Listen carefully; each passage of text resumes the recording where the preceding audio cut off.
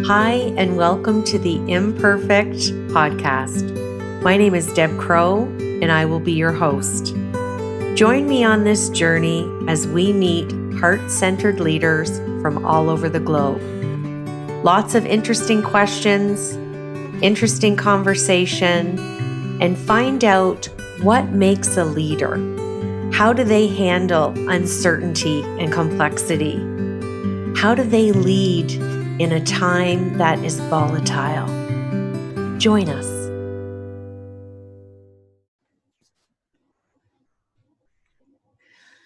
Well, here we are back again for another great episode of Imperfect, the Heart-Centered Leadership Podcast. And I am just beyond excited. And I know I say that at the beginning of every interview that I've done since I started, but I ran across this gentleman's profile and the release of his third book. He's a New York Times bestselling author. And I was just so taken back by his words, his leadership, and what he has done in his career. So I want to welcome Dr. Vince Molinaro to the podcast this morning. And Vince is a leadership advisor. He's a speaker. Like I said, he's just written a third book that I'm really excited to talk about. And he's also the founder and CEO of Leadership Contract Inc. and well known across the globe as a business strategist. So, Dr. Vince, welcome to the podcast. Thanks for having me, Deb. Excited to spend some time with you. Well, I'm kind of having a crushing moment here of reading parts of your book. I just got your new book that I'm excited to talk about, and I've been listening to on Audible. And I just wanted to say that I think what struck me the most is you wrote about a defining moment that you had early in your career. And you had saw a respected colleague and mentor succumb to cancer. And she confided in you and alluded that she believed that diagnosis came as a byproduct of a stressful and toxic work environment. So I think I'd like to start there. You beautifully said that it was a defining moment. And was it a shift for you? And what impression did that leave with you? Well, it happened really early in my career. It was my first job after, completing my undergraduate degree. The organization did really, really important work. It helped some of the neediest people in society get their lives back, on track, by providing financial assistance, access to retraining programs, and the whatnot. So the purpose of the organization was compelling. And that's what drew me to it and to the job I had as a caseworker. But when I joined, I don't know if you remember back then in your own life, as most of us have, you join with this optimism of wanting to change the world. And I remember having that feeling, I guess at 22 or however old I was. And then joining this large bureaucratic organization and looking around the office and seeing beige walls, old desks, beige ceilings, like there was no life, no energy, no vitality. And when I looked around at my colleagues, they kind of resembled their surroundings. Though the organization had tremendous purpose and they were committed to that and committed to the clients they served, it seemed like the day-to-day work environment was lacking. And, and there I was, finally entering the real world, kind of going, is this it? Like, is all I need to do now is show up for the next 40 years every day and be a diligent and loyal employee? And maybe they'll have a little ceremony at the end of it, a little retirement party for Vince as he goes off to the next phase of his life. And so that was just a thought I had, but always thought I saw more opportunity for that environment, that work environment, to be better than it was. And little did I know it, many, many months later, this woman, Zinta, who was a senior manager in the organization, approached me one day and we had a chat. And she said, Vince, I think you want to have more impact on this place. I see you're doing great work with your clients, but I think you want to have more impact. And I had no idea how she even knew that, because I didn't even talk to my own manager about that idea, but she saw something in me that I don't even think I realized or saw in myself, which I learned that's what, over my career, what great leaders do. And so we set up, under her leadership, this small committee to turn the work environment around. And we started putting really simple things in place. And all of a sudden, this drab environment started to become more lively, and I started to realize, wow, one person, one manager can actually affect a work environment. And everything, was going kind of cool. And she believed in us, and and said we were the future of the organization. We're getting pumped all of these messages. I was excited, and I just wanted to just show up for her and please her and help her be successful. And then she had to leave because she was diagnosed with lung cancer. And I didn't find out until many months later, where I felt compelled to visit her. And I did. And in that visit is when she disclosed, as you said in the beginning, that, she said, Vince, I've never smoked a cigarette. I've never, I have no history of lung cancer in my family. I've always taken care of my health. And she was convinced that the disease she was fighting was in this toxic environment that she was in as a senior manager, which she revealed to me through many ways in which she described infighting, bickering, politicking, and it was overwhelming. And 2 weeks after that visit, she wrote me a letter at a time when people still used to write letters, challenging me around what was I going to do. A letter that I kept, I still have today. And 2 weeks after I got that letter, she passed away. And so that defining moment for me was I had the glimmer of what it was like to work with a great leader. And I also saw what the price was that one pays if they're in a toxic environment to one's health. And now, back then, I kind of always questioned, was that connection there? Well, we know now through all the research that the impact of stress and a toxic work environment it has on people's health. And so I left. I decided, I took her words to heart, and I had to leave that organization, not for fear of what happened to her was going to happen to me. I left because I saw what a great leader can do, not to me personally only, but to an organization, to a work environment. And I wanted to work with leaders who had that kind of standard, who aspired for more. And that's what I've been doing ever since, in many different ways. Well, it certainly was a pivotal time for you. And I have to agree, my background's in disability case management, and I met many wonderful leaders like your colleague, and they all alluded to the same kind of rationale during their end of life phase. And it's led me to be a volunteer every week at hospice. That's how it's impacted me. It has certainly led you to a global path, 25 countries, 80 cities. You've seen a lot of different leadership in your time, in your professional career. Now, I know that you have stated that research has shown that teams and individual employees are overwhelmingly dissatisfied with the degree of accountability that's demonstrated by their leaders. And especially now in the middle of this pandemic, effective teams need to have responsibility and accountability leaders. And I know the solution seems so simple, but why do you feel that leadership accountability is such a major issue in organizations, especially since you have been around the globe, Vince? Yeah, well, that kind of journey started, as we, it was kind of interesting. We go back to the global financial crisis, right? 2008 timeframe.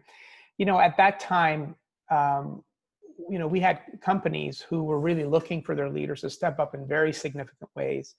But what had happened is they were recognizing that, a lot of their leaders had never dealt with something significant like that degree of an economic, catastrophe, to use a better term. But after that, we kind of got through that. What I also began to see was this dissatisfaction that organizations had overall. And at the heart of that dissatisfaction was this sense of, we've invested in developing our leaders, but we're not seeing it translate into better leadership at a time when we need them to be stronger. So I was really puzzled by that. And I kept hearing it over and over and over again in all the organizations I was going into. So I was really trying to figure out, what's at the heart of this? What's missing?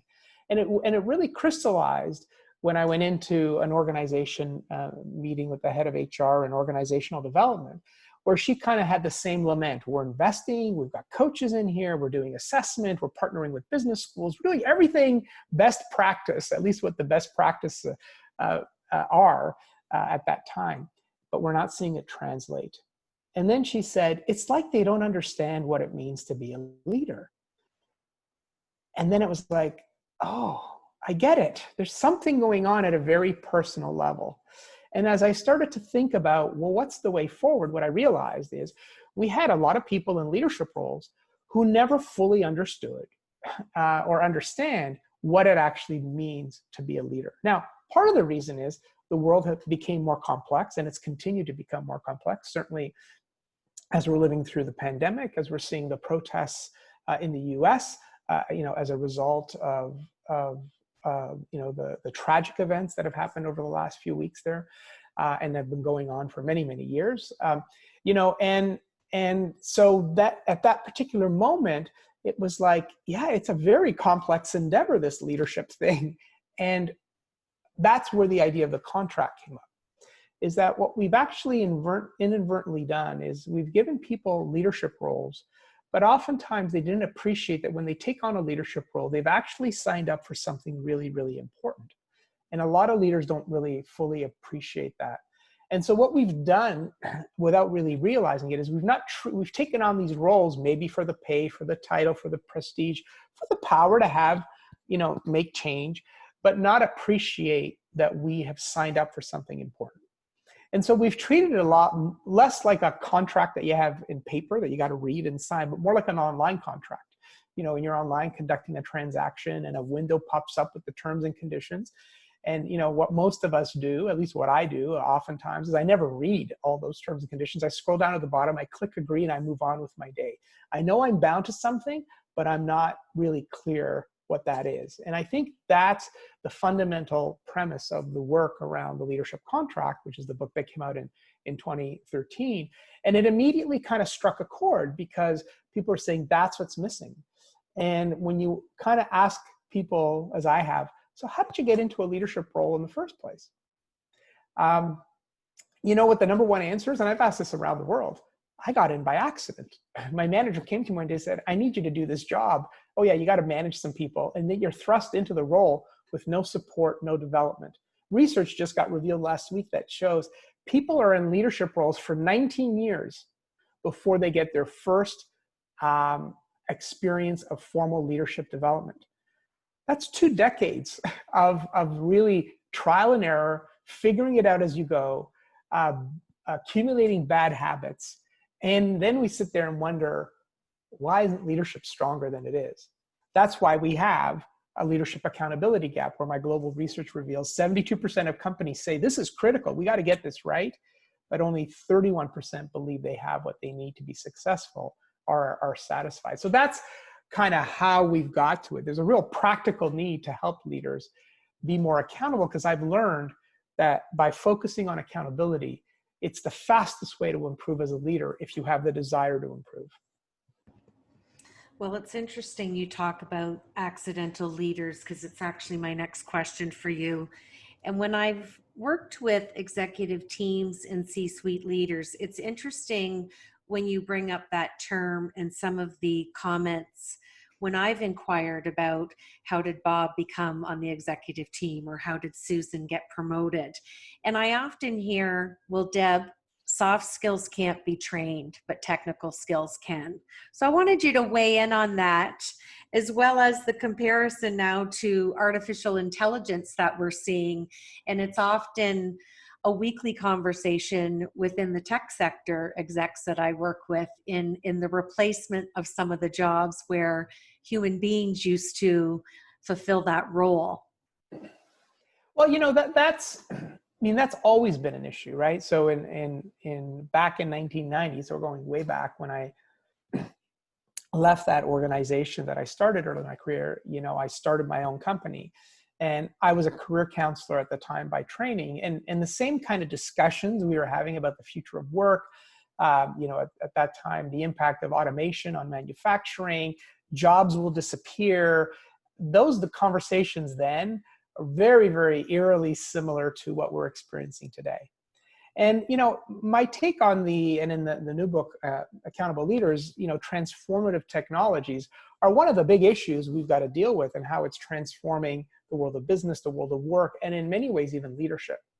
And so if we think about AI, for an example, anything that can, replace what ultimately are mundane tasks that maybe humans should have never done, but we've never had the technology to actually replace those tasks, I'm all for that, because then it frees people up to really bring our ingenuity, our creativity, our inventiveness to do the things that machines and AI can't do, right? And even if you think about leadership development, when I was in grad school, I did a course on technology and learning, and we learned about this work that was done in 1971 in early artificial intelligence work. And this guy created this program, this kind of little program to test out AI. And what he did is he created a program that modeled a counseling relationship based on Carl Rogers' methodology, which was largely, asking a set of open-ended questions. So this terminal, people would sit at the terminal and they would basically be given a series of open-ended questions about a problem. So that was it. So he was only interested in the AI components, but he had his team spend some time on it. And over time, he noticed his team were spending more and more time with this AI. And they would say, I actually feel better after I spent some time. In fact, they gave it a name. They personified it. They made it into a person. And he was confused by that. So what that showed you back in 1971 was we can create AI that help people feel better, do better, and maybe we should in some cases, right? Now, the question that we have to ask is it replacing a job or replacing a task? Is it that someone used to do? And then what's the leadership imperative? What's the opportunity for us to be more inventive, to free up how we help people, to use that example? I've just lived it recently now because of the lockdown. I've had aging parent issues to deal with. And my mom had an appointment with her kidney specialist. And it turned out we were supposed to go face-to-face. That didn't happen. So we ended up having our first virtual appointment with him. And we were his first virtual patients. And he said, I haven't done this before. And I said, you better get ready, because I think more people, me included, are going to want healthcare delivered in this way. And he spent 30 minutes with us, 30 minutes. And it was a phenomenal 30 minutes. And if I would have thought of what the option was I would have had to drive my mom to the hospital. We probably would have had to spend $30 in parking. We probably had to wait 3 hours because his calendar would have been backed up. Then we would have gone into his office and met him for 30 seconds. That's generally how healthcare has been delivered. Now it's completely turned upside down.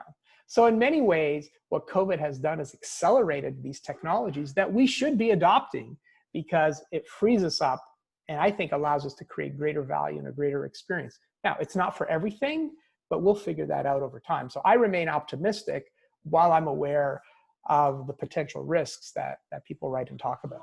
Does that make sense? Oh, absolutely. And again, coming from the disability management world for 23 years, I agree with you. I have a aging mother-in-law who's 93. We had a similar experience, and she was quite delighted. She could see the doctor on the big screen. It was a meaningful conversation. She didn't feel rushed. There was time to ask questions. And like you, I was thinking to myself, if this is the future of healthcare and medical appointments, this is going to be a win-win for everybody, because normally we get the 15 minutes under OHIP and you got to get all your questions in. And if you don't, stay within the the constraint of the 15 minutes, anything else gets bumped to another visit, which could be weeks or months out. So very interesting that you had a Yeah. similar experience. Well, and here's what's really interesting. The technology always existed, right? The technology, whether it was Zoom or MS Teams or whatever it was, to have a virtual call, didn't just get introduced with COVID and a result of the lockdowns. It always existed. People talked about moving there, but you needed this dramatic event to accelerate our move there. Now the question remains, how much of it will stay? Because I really think consumers of healthcare will not go back to the old way when they've had this experience. That's my perspective. We'll see how it plays out. But it just shows you with a lot of these technologies right now, we're talking about the impact of what can happen and what might happen. But are we really moving ahead aggressively? I think we need to think about it, have a plan around it. And that's where I think we need leaders who, and as I read about in Accountable Leaders, to have a perspective on how we do it. Because the collateral damage can be significant. And I think the leadership opportunity is, how do we move ahead and implement some of these technologies, whether it's AI, machine learning, whatever it might need to be, and free people up to create jobs that really tap into what humans do exceptionally well. That, I think, is the leadership opportunity before us. Oh, I couldn't agree more with you, Vince. And I want to shift gears and talk to you about the struggle. And why do you feel, again, from your leadership perspective and the work you've done globally and in 25 countries, why do businesses struggle with mediocre performance and widening the gaps in leadership? Well, the other thing we have uncovered is that there is a problem with mediocrity when it comes to leadership. And in Accountable Leaders, my new book, I summarize some of that research, and there's sort of 5 characteristics that have come up that really defines what a mediocre leader is. And you can, and that is a big term to encompass someone who's toxic, someone who's a tyrant, a dictator, who's just sure bad, but the first is they have a tendency to blame others. So that's already a lack of accountability. They're selfish and self-serving, only really worrying about themselves. They really mistreat others. They are uncivil and mean in how they relate to people. They are inept and largely incompetent as leaders. They just don't have a knack for it as hard as they try. And then ultimately they lack initiative. So that's kind of, what the research, reveals.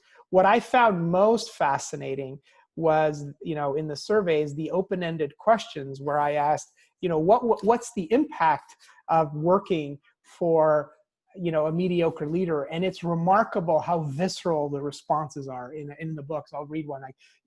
A great one. Slowly but surely, I feel like I'm dying a little at a time in my job. It's soul destroying, right? This is how people feel and experience working for a mediocre leader.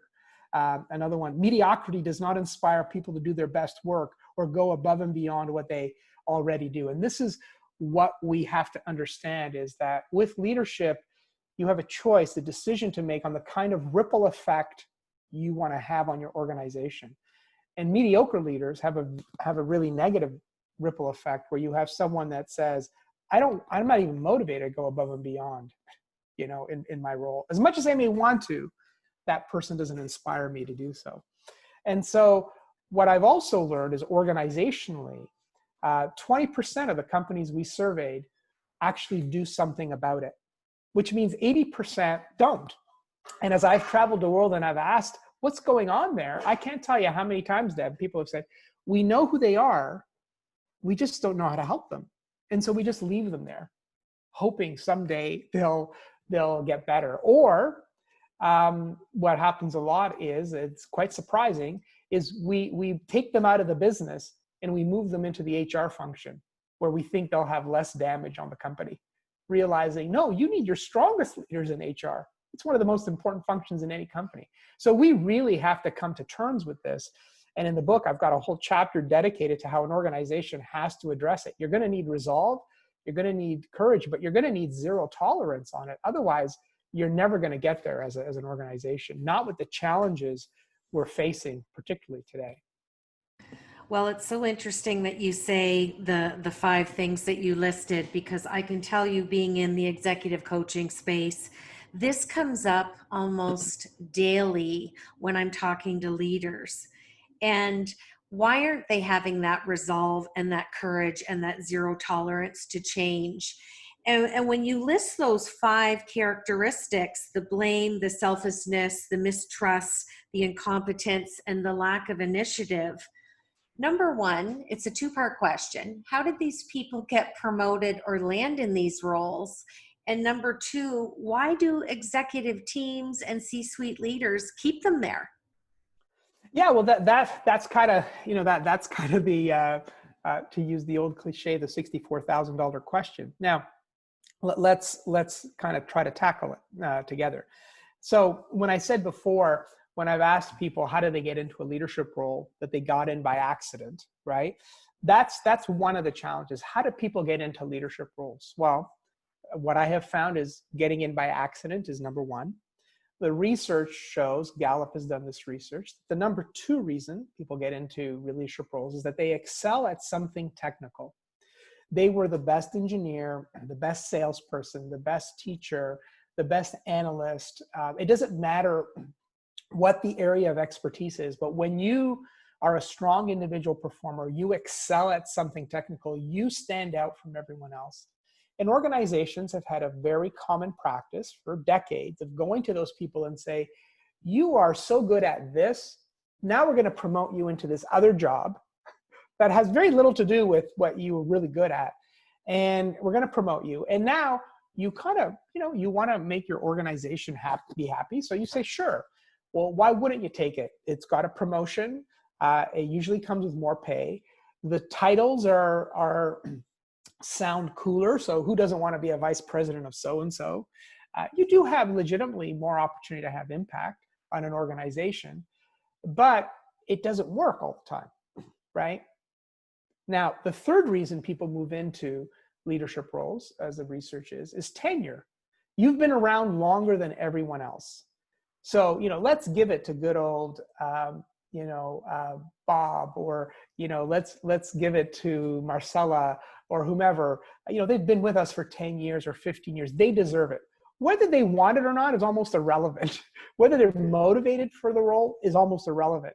It's we think that tenure is de facto, qualifies someone for a leadership role. And I think those are some of the issues. Now you combine that with the earlier stat I said, which is, most leaders, particularly a lot of research, I have it in my book, 2/3, I think, of frontline leaders never get any development. And now we find out with more current research that people are in a leadership role for 20 years before they get any formal development. You can understand how this mediocrity kind of seeps in. Now, not everyone succumbs to it, right? People have to be really committed. And I think that's what people fail to understand. So when I talk about the leadership contract and its 4 terms, it's a decision. That's the first one. You've got to decide, and you've got to know yourself well enough to say, you know what, leadership is not for me. And that's a great decision. We need more people with the honesty and the strength of character to say that. Now, it's not saying no forever, but if you say, you know what, I think I'm going to add more value being the best engineer I can be at this company. I don't need to become a leader. We need more people to do that. And we got to give them the freedom to do that, because the other factor that I've learned is that in a lot of companies, culturally, when someone gets offered a leadership role, if you say no, it'll never be offered again. And so people feel tremendous pressure to say yes, because it's a legitimate way to make more money. It's a legitimate way to have a better title. And so we've got to come to terms with these things that are going on. I'm not being critical. I'm just saying, let's put a spotlight on it and let's try to correct this, because it's really created this mess that we're all kind of feeling. Well, I'm happy you're putting the spotlight on it, because I talk about this every day with my clients, and I am beyond happy having this real conversation with you. Now, what I'm seeing when I'm coaching these people is there's that resistance to authority because here they are under this person's supervision who they don't respect because they're looking at them thinking, how did you get in this position? You have this stature, this title, but the leadership is not there. And it really does surface issues about trust. And then going one level deeper, there's a lack of discipline and structure on the executive team. So, what are some of your best strategies or advice to the listeners for if they're in this role? Because we're really deflating the elephant today, Vince. And I'd love leaders listening to this to really feel that they're not alone. You've been around the world. You've seen this in multiple sectors and industries. What are some easy compensatory strategies that can maybe even move the needle just a little bit? Well, I think it begins, there's a number of ways to think about it. But what I've learned over time is there's sort of a dual response. There's an individual response. So we've got to take personal accountability. And then there's sort of an organizational response. So what we've learned through our work and with clients is, the leadership contract really addresses that individual response. So you've got to be, honest with yourself and really kind of go through a reflective process of what have I signed up for? Am I all in? Am I clear on what I'm obligated to? Do I have the courage to tackle the hard work? And am I building a sense of community in the organization? So you've got to do that kind of yourself. But then what we also learned is, and it's similar to, or very aligned with what you just kind of talked about, is this sense of, clients saying, yeah, this is great, particularly when they brought in the leadership contract, and it's like, we're seeing the impact it's having on our leaders, but we need them to build accountable teams, and we need them to work with other leaders across the organization to really create a strong leadership culture. And so that's the work that we have to do. And in the book, I kind of map that out. So it's not, you have to kind of begin with yourself for sure, but then you have to also talk about how do you do it with your team. And so the dual response, as I call it, really maps out what leaders can do. So the book talks about, okay, here's how you hold others accountable. And that's one of the strategies. Second, here's how you create an accountable team where there's real clarity around what the purpose of the team is, what they're there to do, but also there's a deep commitment to stepping up and being accountable. And three, and this is what I hear a lot of, is we need our leaders to understand that they're the ones who actually create culture. And I kind of in the book talk about, and here's how you do it, right? So those are the things we can do as a leader. But then there are those who have another obligation, the CEO, the head of HR, senior executives, who have to make sure that they're supporting leaders as they do that work by putting things in place organizationally. So for example, I talk about, you've got to create a leadership contract for your organization. You have to set clear expectations that set the standard for everyone to say, here's what it means to be a leader in our company.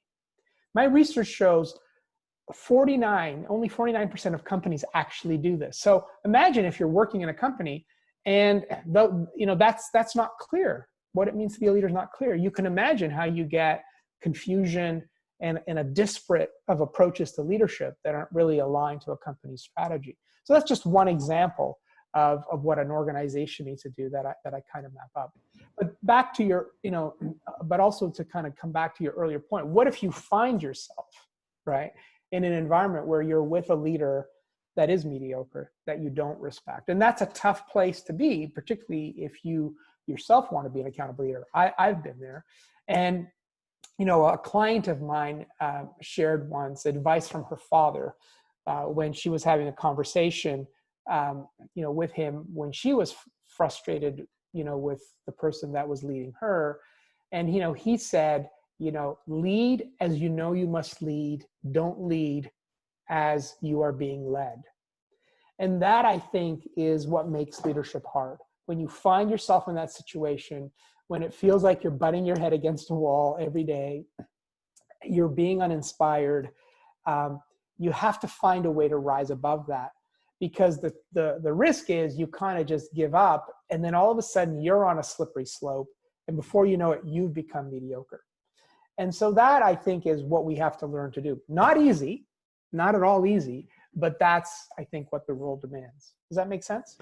Oh, it makes sense. And I think that's where leaders develop grit and tenacity, and I always say growth comes from the valley is kind of the metaphor that I use. And I had an Irish nana who taught me that people come into your life for a reason, a season, or a lesson, and as soon as you figure out that equation, then you know how to behave and respond.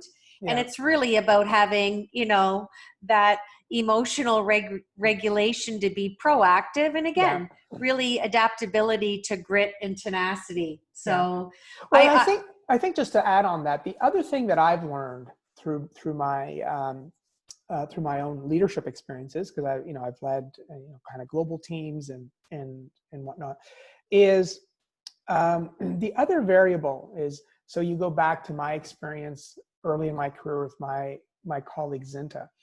As I look back, after all those years, I realized I was very fortunate early in my career to be exposed to someone who I thought was a great leader, and to see the impact she had, not just on me, but on this organization.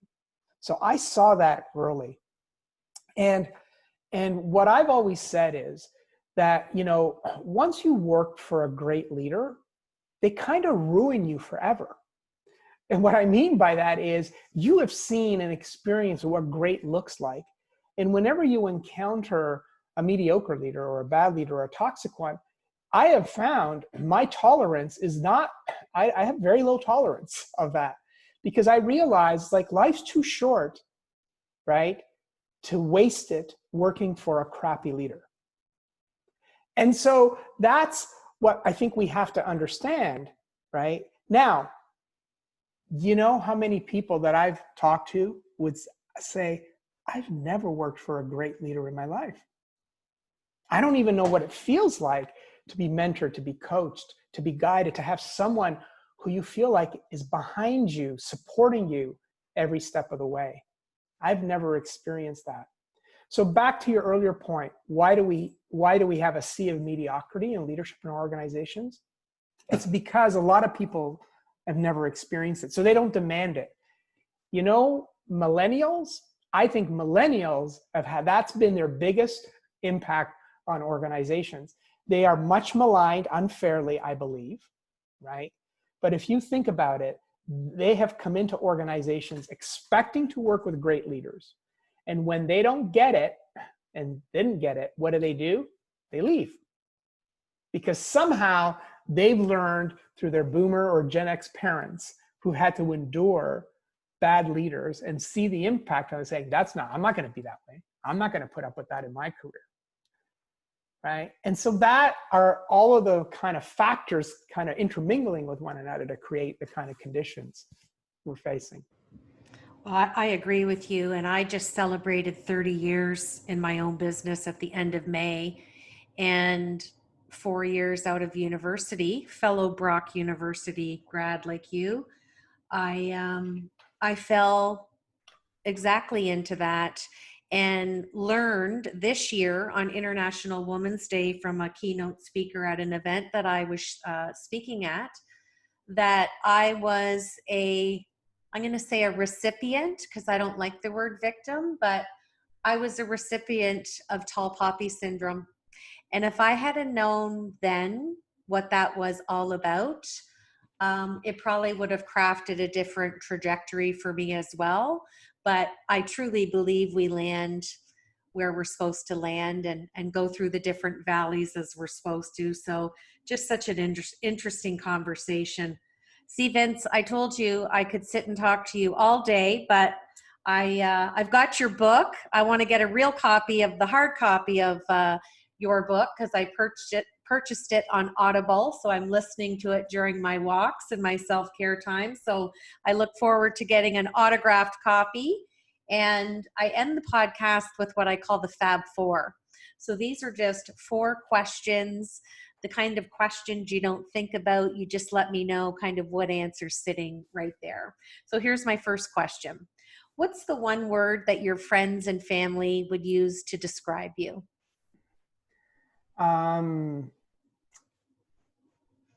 Two come to mind: disciplined and aspirational. Those seem quite right for the short time I've known you. I would have to agree. And what would be your favorite memory as it relates to your career? That's a cool one. Certainly the experience I had at Knightsbridge when I led the leadership practice. We did, had just an absolutely amazing team. The company had a, great culture. We had become a dominant brand, in Canada, expanding aggressively in the US. And it wasn't until as we were doing that expansion and I was part of networking groups with competitors where I began to realize, as I was introducing myself, I would hear, "Oh, we know about you and we know about Knightsbridge." And I go, "You do? Well, we're just this little Canadian company." They go, "No, you're not. We can't figure out how to beat you." And that was sort of gratifying from the standpoint of we had really done something amazing that you don't even sometimes realize yourself. And that was kind of cool, but it was just based on the impact of the great team that we were able to assemble. What a great memory and what a great compliment, right? Here Mm-hmm. you are, your own self-audit as a small company and just the other way you were perceived. That's interesting. What transferable skill as a leader do you think you bring to fatherhood? That is really interesting in terms of, I often get asked when I do keynotes around, do you see the parallels between parenting and leading? And there's actually, many parallels. For me, it's all about, it's the example that you set, and that as we say to leaders, your employees are always watching you, right? Well, it's more so at the home front. And so it's what is the example that you set to your children? Because I think in many ways, leadership can be vicarious, and they are absorbing things about you, about what's important, about what you really stand for. They're very good at calling out, the gap between what you say and what you do. So the example that you set, I think, is critical. Yeah, I couldn't agree more with you there. And my last question, because it's one of the foundational language of my brand is around self-care. So I always like to ask leaders, and I'll use the word busy in quotes, what is your favorite self-care activity and do you do it every day? Well, I've got a few, right? So I work out every day, and so that's important. The work of Stephen Covey was important to me when Seven Habits came out, and I always loved his idea of the private victory, right? So we need to, before we can have a public victory, we need to have a private victory, and a private victory can be self-care and the discipline to do that. So most early mornings, I'm in my fitness room on the treadmill doing workout, body weight, and then to complement that, it's tennis, it's hiking, bike riding through woods. Those are the things that I do as well. Well, that's a great list.